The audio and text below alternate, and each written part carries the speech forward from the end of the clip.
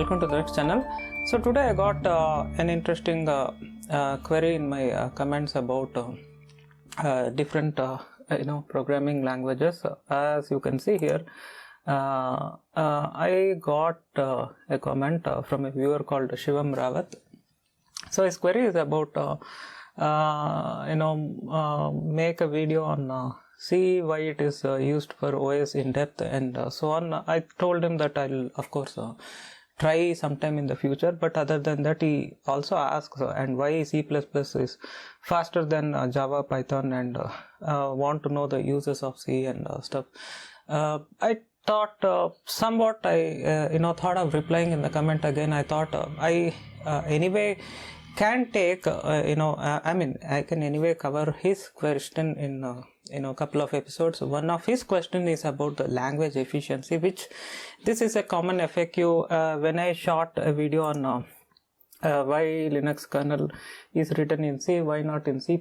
Somewhat I discussed, and which is why I have mentioned him to have a look at this video, but unfortunately it doesn't cover the more broader aspect, okay, and which is why I thought let me little declutter and simplify, like give a practical approach rather than what you are brainwashed in your college okay, because there they have these things like a syllabus and they just cover as a syllabus, and unfortunately they teach whichever is there in the syllabus. So they include C, they include C++, Java and everything, and as usual when they start they give an intro of that language and then they give some advantages and applications where and all it is used, because each of this topic what they cover in the college is going to be an important question for the exam. So all they are doing is they are making you to learn something so that you can answer in the exam. So unfortunately the main purpose in the real world is gone. So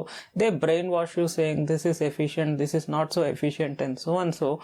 And once you come out in the industry, I have seen even people who are in the industry for more than 5 years, so fundamentally they get confused at some point of time and they can't declutter their mind, because at a young age they are brainwashed by the college, and after they come out even they are brainwashed when they look for a job as a fresher. They see that this has more job opportunities, for instance Java or something like that versus something like traditional C and stuff like that. So they again mix up this thing, not understanding what each has its significance. So I want to kind of declutter.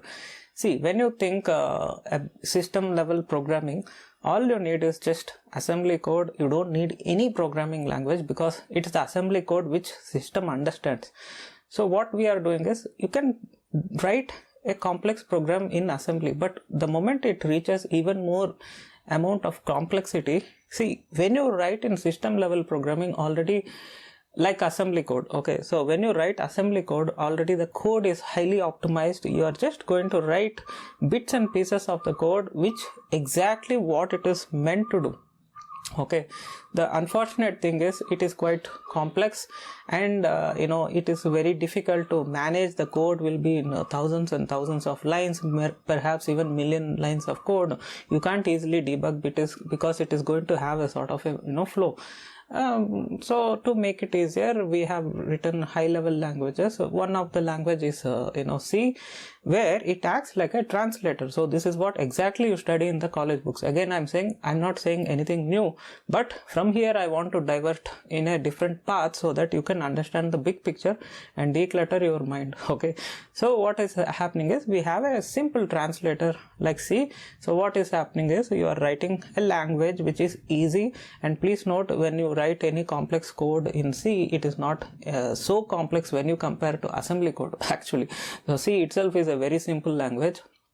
Okay, if you are still struggling to understand and learn C, which means you are not adequate to kind of understand and to do efficient code. Okay, so you need to improve some of the real coding skills, not the C language skills. Okay, so focus on coding skills and focus on writing a logic rather than sticking with the language skills. Okay, unfortunately here again the mistake what college does, and once you come out even the companies does, is a mistake you to condition you to strengthen your language skills rather than the coding skills. Okay, so This is what.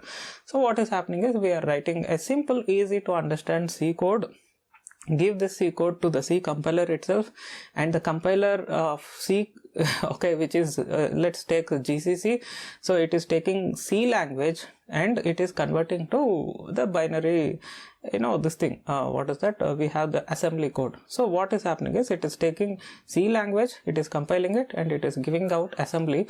And by the way, this compiler itself is a code. It is is a GCC itself is a thing which can be written in C or C++ or anything. Okay, so again the confusion is how can you write something which takes in C with C++. See, again you are confused. You are just writing a translator, and the translator can be anyone. See, assume you are learning Italian. You can get a Japanese teacher and she can teach you Italian language, and if she had stayed in Italy or learned Italian language somehow, and she is brought up in Italy and she's good in Italian. So what happens is it is perfectly fine to join under a Japanese teacher who can teach Italian. Okay, same way if you ask me, I'm not a Tamilian, but since I'm grown up and been a long time in Tamil Nadu, of course I can read and I can understand, I can talk Tamil quite fluently. Since now almost more than a decade or so since I'm out of that place or the state, I'm now finding it hard when I communicate with any of my Tamil students as well, because I'm lost touch and little bit I'm away out of that language. So I hardly read something in Tamil. Reading is fine, I can still do it, but when I talk I little bit stumble. Okay, so this is what, but it is like that. So what happens is you can have this translator written in C++, which can take C code and it can compile the C code and give the assembly code.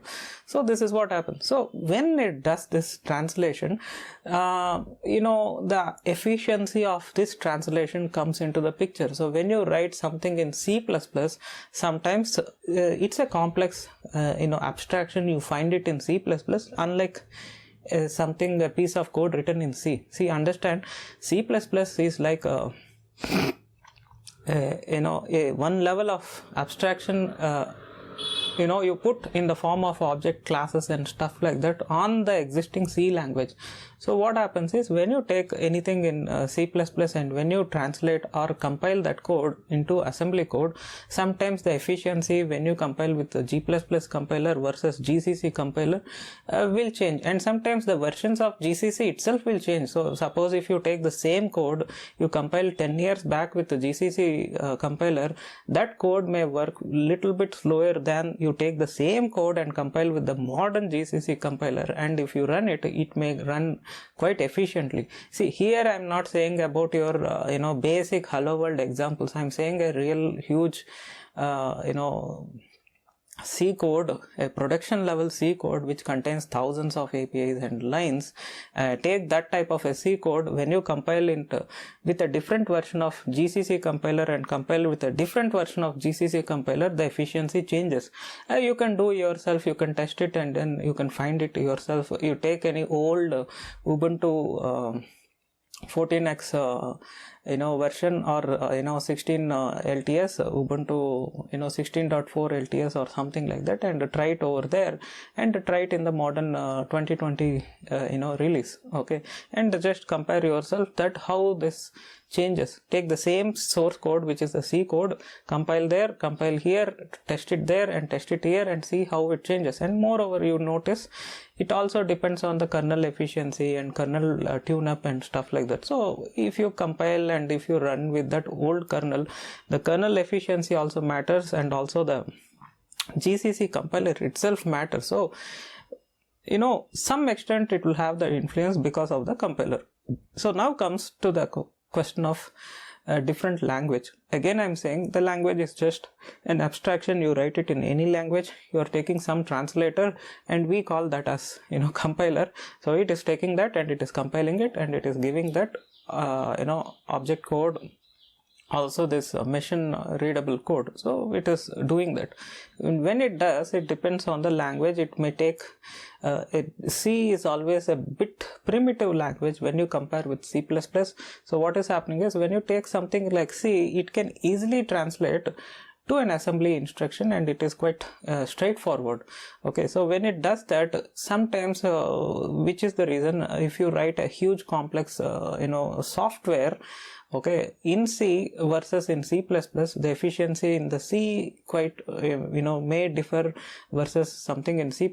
As you know, garbage collection and many things come into the picture. Again, it also depends on how is your architecture of the code itself. So all these things also matters when it comes to performance. So that's what happens.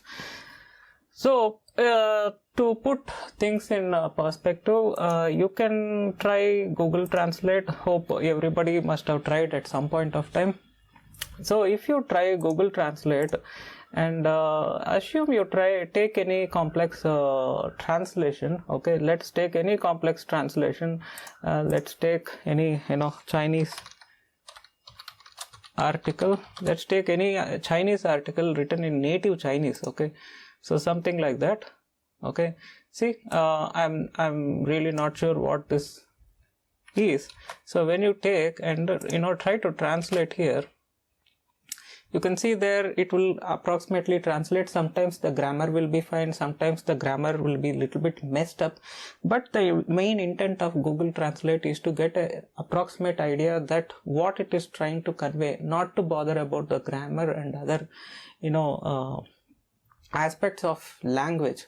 So what we do is, we take and we translate. As you see, when you translate, some languages will be translated fine versus some languages, when you translate, it may not be proper. It may have more error rate. If it is something you translate Hindi into English of same paragraph, it may have some errors, versus if you take the same paragraph of in Chinese or some other language, it may have some other type of errors. So this is quite common because the inefficiency of that AI which is involved doing this translation and stuff. Same way, what happens is, a compiler is a huge thing. It's a very complex process when you compile any high level language which has thousands and thousands of lines of code into a assembly code. So same way, what happens is, due to that inefficiency, it is quite bound to happen. And again, when you compare C++ versus C, it is